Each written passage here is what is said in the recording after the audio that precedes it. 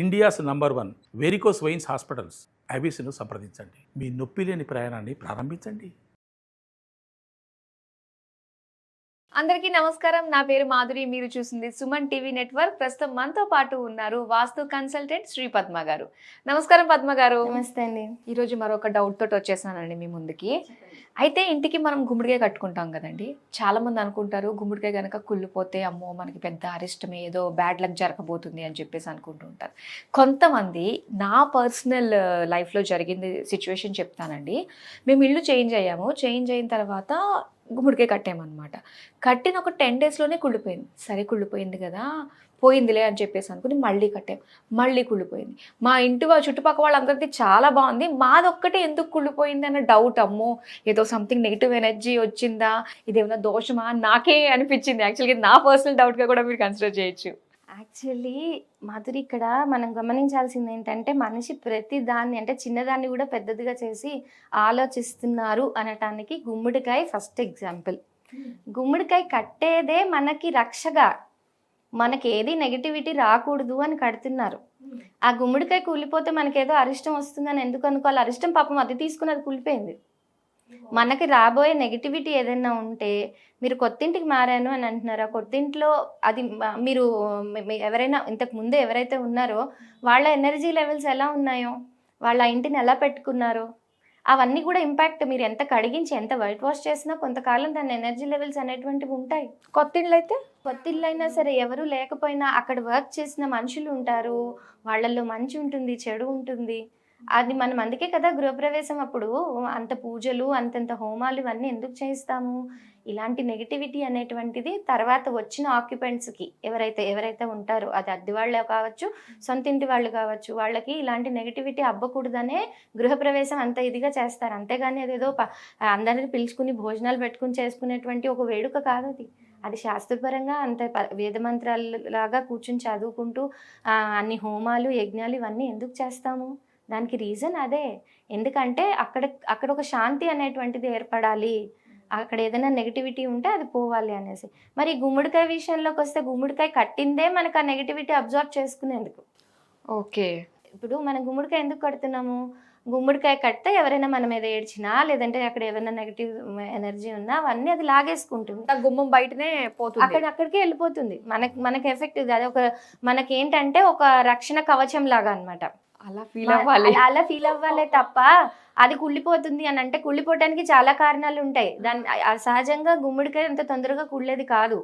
అది దాంట్లో నీటి శాతం చాలా ఎక్కువ ఉండటం వల్ల అది ఏమవుతుంది, ఎప్పుడు కూడా అలా హ్యాంగ్ అయి ఉన్నప్పుడు చాలా సంవత్సరాలు, అంటే ఈ దిష్టి నెగిటివ్ ఎనర్జీస్ ఏమీ లేకపోతే చాలా కాలం ఉంటుంది. కానీ ఎక్కడి నుంచో ఒక సీలింగ్ దగ్గర నుంచో, లేదంటే ఎక్కడి నుంచైనా చూరుతో నుంచి కారుతున్న చిన్న చిన్న బొట్లు ఉన్నాయి, దాని మీద పడుతోంది అనుకోండి, ఆ గుమ్మడికాయ మీద పడుతోంది అనుకోండి, మరి అది కుళ్ళకేం చేస్తుంది?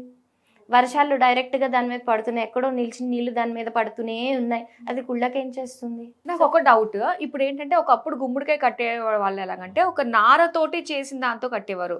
ఏంటది, కొబ్బరి పీచు అండి, కొబ్బరి పీచుతో సంథింగ్ దాంతో చేసేవారు, ఒక తొట్టిలాగా, కొబ్బరి తాడులాగా చేసేవారు. కానీ ఇప్పుడు ఒక ప్లాస్టిక్ టైప్ లో వస్తుంది, కట్టచ్చు. దానికి కట్టడానికి అంటే దాని వల్ల కూడా అది కుళ్ళిపోవడానికి ఆస్కారం ఉంటుంది. దాంట్లో ఒకవేళ అది కట్టిన మెటీరియల్ కనుక వాటర్ ని ఎక్కువగా అబ్జర్వ్ చేసుకుని దాంట్లో పెట్టుకుని అలా ఉందనుకోండి, గుమ్మడికాయ దాంట్లోనే ఉంటుంది కాబట్టి నానినట్టు అయ్యి కూడా పాడయ్యే అవకాశం ఉంటుంది. అయితే అది ఫస్ట్ మనం చెక్ చేసుకోవాలి. ఒకవేళ ఇవి ఏమీ లేవు, మీరు అన్నట్టుగా నేను ఇవాళ తెస్తున్నాను 4 రోజులకు పోతుంది అని అంటే అది ఇంకా మంచిదే కదా, మీకు ఆన్ చేస్తోంది. అంటే ఆ 4 రోజుల ఎఫెక్ట్ మీ మీద పడట్లే, గుమ్మడికాయ మీద పడుతుంది. కాబట్టి ఏంటి, మీరు మిమ్మల్ని వార్న్ చేస్తున్నాను అంటే ఏదో మొత్తానికి సంథింగ్ ఇస్ దేర్, ఏదో ఒకటి జరుగుతోంది, మీరు జాగ్రత్త పడండి అని హెచ్చరిస్తోంది. అప్పుడు మీరు అసలు అక్కడ ఏమైనా ఎనర్జీస్లో ఏమైనా ఇంబ్యాలెన్సెస్ ఉన్నాయో వాస్తు కన్సల్టెంట్ని కలవటం కానీ, లేదంటే దానికి తగిన ఉపాయాలు ఏదైనా వెతుక్కోవటం కానీ, ఇవన్నీ మనం చేయొచ్చు. హెచ్చరిక అనేటువంటిది ఇస్తుంది. సో గుమ్మడికాయ కుళ్ళిపోయింది కాబట్టి మీరు ముందు ఇప్పుడు మనం బ్లడ్ టెస్ట్కి వెళ్తున్నాము అని అంటే రెగ్యులర్గా హెల్త్ చెకప్లు చేసుకునే వాళ్ళు ఉంటారు, ఇన్సూరెన్స్లు కట్టే వాళ్ళు ఉంటారు. బ్లడ్ టెస్ట్ చేసుకున్నామంటే మనకి ఏదో రోగం ఆల్రెడీ బాడీలో ఉందని కాదు కదా దాని అర్థం. ఇన్సూరెన్స్ కడుతున్నాము అని అంటే మనకి ఏదో అయిపోతుంది కదా అని కాదు కదా దాని అర్థం. ముందు జాగ్రత్త, అది మనని హెచ్చరిస్తోంది. ఇక్కడ ఏదో ఉంది నెగటివిటీ, ఈరోజు నేను ఇది తీసుకుని కుళ్ళిపోయాను, రేపు నువ్వు నన్ను కట్టకపోతే నీకు ఏదైనా జరిగే ప్రమాదం ఉంది కాబట్టి జాగ్రత్త పడు అని హెచ్చరిస్తోందే తప్ప భయపడమని కాదు దాని అర్థం. అయితే గుమ్మడికాయ లేని ఇల్లు ఉండకూడదు. ఎప్పుడు కూడా గుమ్మడికాయ అనేటువంటిది ఖచ్చితంగా అది కట్టాలి. అదేంటంటే ఒక విధంగా మనకి అది రక్షణ కవచంగా మనకి చాలా బాగా ఉపయోగపడుతుంది. అయితే ఇప్పుడు గుమ్మడికాయ ప్లేస్ లో చాలా మంది అది లేకపోతే కలబంద కూడా పెడుతున్నారండి. వాస్తవానికి పాత కాలంలో చూసినట్లయితే కలబంద ఎవరు కట్టేవాళ్ళు కాదు, ఓన్లీ గుమ్మడికాయలే కట్టేవాళ్ళు. కలబంద అనేటువంటిది కట్టకూడదని ఏం లేదు, కానీ ఏంటంటే ఈ రీసెంట్ ట్రెండ్ లో కలబంద అనేటువంటిది ఒక కామన్ దిష్టికి వాడేటువంటి ఒక ప్లాంట్ గా మనకి తయారైంది. ఎందుకు కలబందనే సెలెక్ట్ చేసుకున్నారు అని అంటే గుమ్మడికాయ లాగానే కలబంద మొత్తం వాటర్ అంటే దాంట్లో జెల్ లాగా ఉంటుంది చూసారా, అది చలవనిస్తుంది. యాక్చువల్గా చెప్పాలంటే ఇది మెడగాస్కర్ ఆ ప్లేసెస్లో మనకి యాక్చువల్ ఇది ఆ నేటివ్ అనమాట.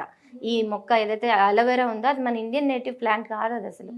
అయితే అది జనరల్గా ఈ వేడి ఎడారి ప్రాంతాల్లో అక్కడ ఏమవుతుంది, సన్ బర్న్స్ అనేవి ఎక్కువగా ఉండటం వల్ల అక్కడ ఈ చెట్టుని తీసి దాన్ని మనం తీసి ఆ జెల్ని పెట్టుకోవటం వల్ల ఏంటంటే మనకి ఆ వేడి సన్ బర్న్స్ అనేటువంటివి తగ్గుతాయి. సో అలా అది హీట్ అని ఎక్కువగా అబ్జర్వ్ చేసి చలవనిస్తుంది. కాబట్టి ఆ చలవనిచ్చేటువంటి వస్తువు కాబట్టి అది మంచిది అనుకున్నాం. అయితే ఈ చలవనిచ్చే వస్తువు ఏంటి, జనరల్గా అది దిష్టి పరిహారంగా కూడా మనం వాడుకుంటున్నాము. అది కూడా ఎలా అంటే రూట్స్ ఏవైతే ఉంటాయో పైకి దాని ఆకులు కిందకి కట్టమని చెప్తున్నారు. అది వాస్తవానికి అది కట్టొచ్చు, దానివల్ల నష్టం ఏం లేదు, కానీ దానికి స్పెసిఫిక్ రూల్ అనేటువంటిది ఏం లేదు. అది నెగిటివ్ తీసేస్తుంది తీసేయటం అని అంటే ఒకటి అది చలవ చేస్తుంది కాబట్టి దానికి అబ్జర్వ్ చేసుకునే శక్తి ఉంది కాబట్టి అది ఒక విధంగా మనకు హెల్ప్ అవుతుంది, మైనస్ అయితే కాదు. కానీ గుమ్మడికాయకి మాత్రం దానికంటే ఎక్కువ పవర్ ఉంటుంది, దాంట్లో ఎలాంటి సందేహం లేదు. గుమ్మడికాయ ఖచ్చితంగా మీరు కలబంద కట్టినా గుమ్మడికాయ కూడా కట్టాలి. గుమ్మడికాయ లేని ఇల్లు ఉండకూడదు. గుమ్మడికాయ అనేటువంటిది ఉంటేనే ఆ ఇంటికి ఒక పీస్ అనేటువంటిది మెయింటైన్ అవుతుంది ఎప్పుడు కూడా. దాంతో పాటునే ఇంకొకటి ఉంటుంది, తులసమ్మ నిద్రపోతే కూడా వాళ్ళకి సంథింగ్ ఏదో వస్తుంది మనకి నెగిటివ్ అని చెప్పేసి. తులసి నిద్రపోవటానికి ఈ గుమ్మడికాయ కుళ్ళటానికి ఎలాంటి సంబంధం లేదు. తులసి నిద్రపోవటానికి గల కారణాలు వేరే ఉండొచ్చు, ఇక్కడ గుమ్మడికాయ కుళ్ళడానికి కారణాలు వేరే ఉండొచ్చు. దీనికి ఎలాంటి సంబంధం అనేటువంటిది లేదు. అయితే గుమ్మడికాయని స్పెసిఫిక్ గా ఏ రోజుల్లో కట్టాలంటారు? చాలా మంది చాలా ప్లేసెస్ లో రకరకాల సిచ్యువేషన్స్ అంటే పరిస్థితులు వాళ్ళ పరిస్థితి అనుసారంగా కడుతూ ఉంటారు. సామాన్యంగా అయితే ఏంటంటే వీళ్ళు అమావాస్య టు అమావాస్య అనేది లెక్క పెట్టుకుంటూ ఉంటారు కొంతమంది. ఈ అమావాస్యకి మేము కట్టామంటే ఆ గుమ్మడికాయ కుళ్ళినా కుళ్ళకపోయినా మళ్ళీ అమావాస్యకి దాన్ని చేంజ్ చేయాలని మార్చేస్తారు. అంటే బై డిఫాల్ట్ అది మార్చేస్తారు అనమాట. ఇకపోతే ఇంకొంతమంది ఏంటంటే ఒకవేళ కుళ్ళింది, ఈ లోపే కుళ్ళింది, అది కుళ్ళినప్పుడు ఏదైనా సరే గురువారం రోజు కానీ లేదంటే ఆదివారం రోజు కానీ అవి మార్చుకుంటూ ఉంటారు.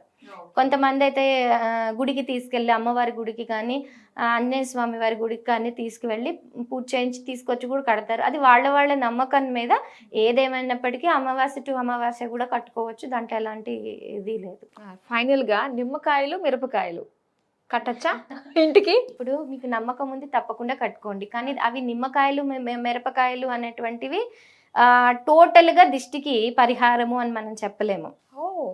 ఆ నిమ్మకాయలు మిరపకాయలు అనేటువంటి దానికంటా కూడా అగైన్ గుమ్మడికాయ అనేటువంటిది చాలా బాగా పనిచేస్తుంది. మీరు నిమ్మకాయలు మిరపకాయలు ఎన్ని కట్టినా గుమ్మడికాయ కనుక మీరు కట్టలేదు అని అంటే అది ఆ 100% రిజల్ట్ అనేటువంటిది ఇవ్వవు. నిమ్మకాయ మంచిదే, దిష్టి పరిహారంగా మనకు పనికి వస్తుంది.